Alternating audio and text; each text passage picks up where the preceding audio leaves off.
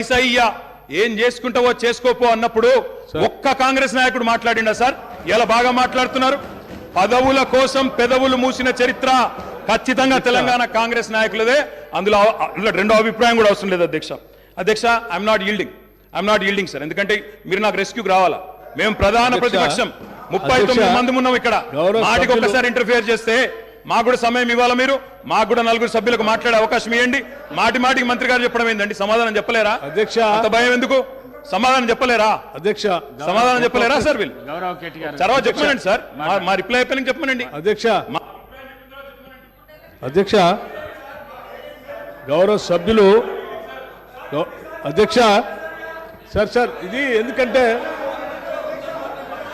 వెంకన్న ఒక్క నిమిషం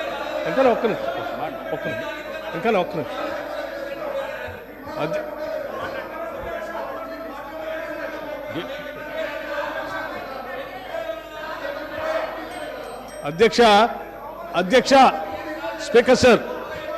speaker sir Gaurav KTR గారు బ్రదర్ ప్లీజ్, నేనేం మిమ్మల్ని క్రిటిసైజ్ చేయట్లేదు. కూర్చో ఒక్కడే నిమిషం. I'm trying to advise you. Please I'm trying to advise you. Please నేనేం మిమ్మల్ని క్రిటిసైజ్ చేయట్లేదు. దయచేసి ఒక్క నిమిషం.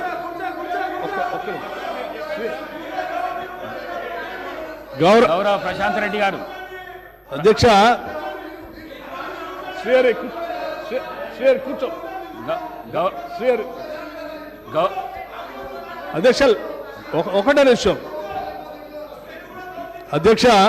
గౌరవ శాసనసభ్యులు సీనియర్ శాసనసభ్యులే, వారు బాగా తెలుసు సభా వ్యవహారాలు కూడా. మనం గతంలో కూడా ఈ విషయాన్ని చర్చించాము అధ్యక్ష. గత 55 ఏళ్ళలో మీరు ఏం చేశారు అని పదే మాట్లాడుతూ ఉన్నారు. ఇంతలో కూడా మాట్లాడారు. నేనేం చెప్తా ఉన్నానంటే ఆ 55 ఏళ్ళు ఉమ్మడి రాష్ట్రంలో పాలన దానికంటే బాగా చేసుకోవచ్చనే అది వద్దనుకొని మనం ప్రత్యేక రాష్ట్రం తెచ్చుకున్నాం. మనం రిలేటివిటీ ఎప్పటి నుంచి తీసుకుంటామంటే 2014 నుంచే తీసుకుంటాం. కూర్చోండి. ఒక్క నిమిషం చెప్పండి. ఒక్క నిమిషం చెప్పండి.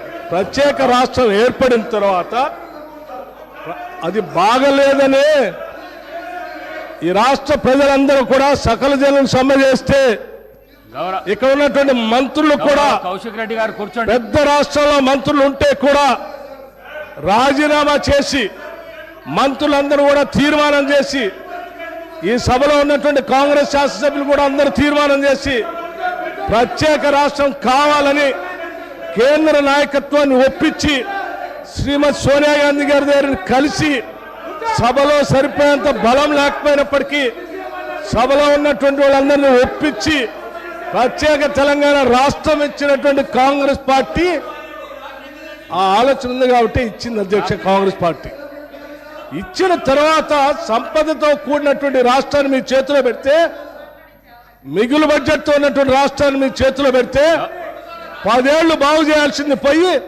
5 లక్షల కోట్ల అప్పు చేసి వాళ్ళ అప్పుల రాష్ట్రంగా మార్చిన మీరు అప్పుడు బాగలేదు ఇప్పుడు బాగలేదు అంటారు. బాగుండాల్సింది 10 ఏళ్ళ నుంచి చేయాల్సింది మీరు.